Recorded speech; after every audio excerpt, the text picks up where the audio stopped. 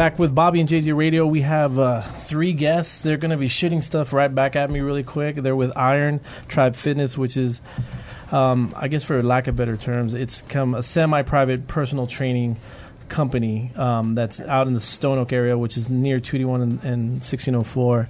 We have Miss Yadi Ortega and Van Teodosio and Pete Gamboa, right? Yes, sir. Yeah. Thanks for hanging out with us. Appreciate it. New year tomorrow, because right now it's December 31st, so it's a new you, right? This is when everyone gets these New Year's crazy goals. Yeah, I've been at the gym for all of December. I park right up front. It's been awesome. This is going to change tomorrow. Yeah. It's going to change for the next couple months, just right? Like flipping a light switch. I know. It's not easy. I'm going to start parking on the street. I'm going to start hating it. But in the meantime, let's start with Miss Yadi. Yadi, what got you into this crazy fitness industry? Crazy, but wonderful. Sure. I'm an autistic mom, so my son is autistic. So Sure.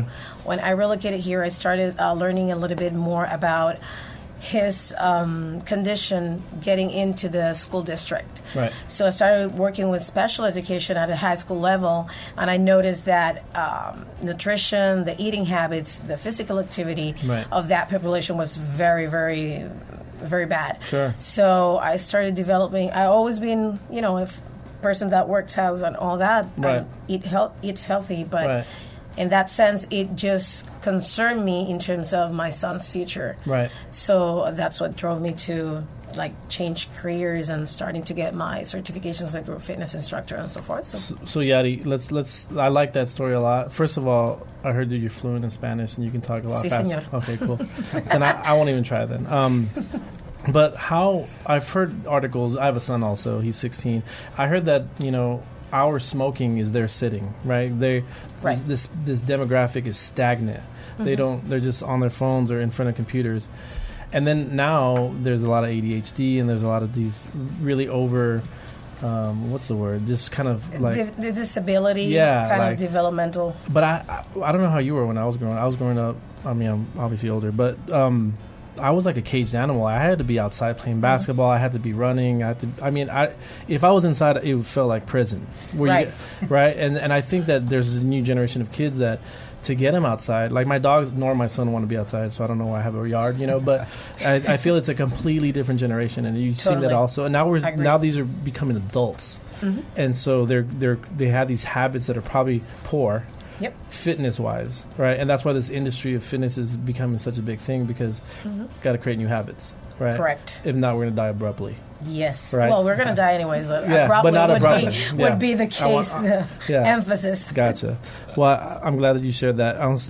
Now, Van, what got you into the industry, man? So I was a registered nurse in 2010, and knowing all the chronic diseases and all those kind of things, I wanted to do something to kind of interrupt and disrupt that pattern. Sure. And kind of like the thing you're talking about. So kids diabetes and heart disease and all that kind of stuff. How preventable are these diseases? Completely. Right. Completely preventable. Cancers, a lot of them are preventable also. Yeah, you're seeing the link between nutrition and a lack of movement causing these things. Right. So I wanted to disrupt that, and I wanted to be part of the industry, and I got involved, got my certification, and of all places, someone on LinkedIn reached out to me, and boom, here I am. Sure. Irontribe Fitness. And do you feel you're making just as much of a difference from the nursing that you are now with? I feel more so. Right. I'm not just there because nursing, you're just for 3 days in a row, Right. and I see them, and then they're gone.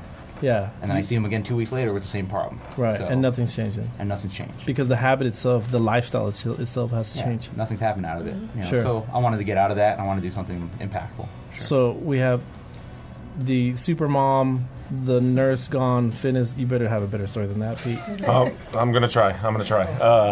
My story really came from being active my whole life. It's a good sports. radio voice right there. I've been told that many times. I've told I have the face for radio as well. So that Me helps. too, buddy. Face for radio? It'll make sense. Okay. Let it sink in.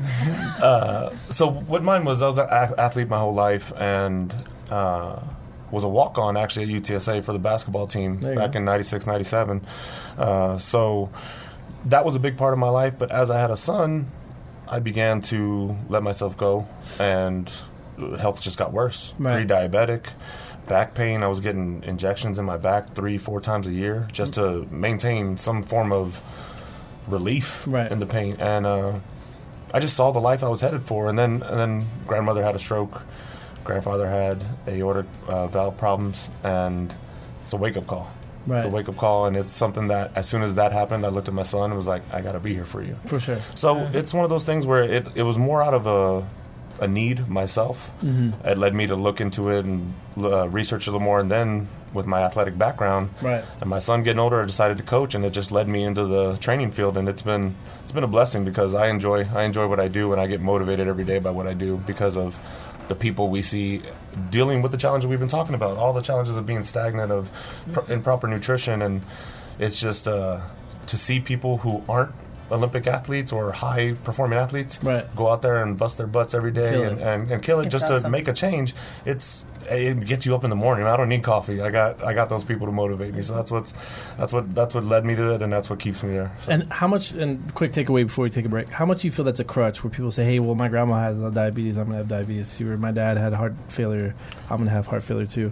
How much is it? Because obviously that's what happened to you. Yeah. And then you said, "No, I can change that though, right?" I honestly think what it is that we began to believe the false fears and preconceptions in our mind that we're just this way. Right. And it's really not that. I mean, we're all... I'm always like, Grandma didn't have a personal trainer in her 50s. I don't remember that.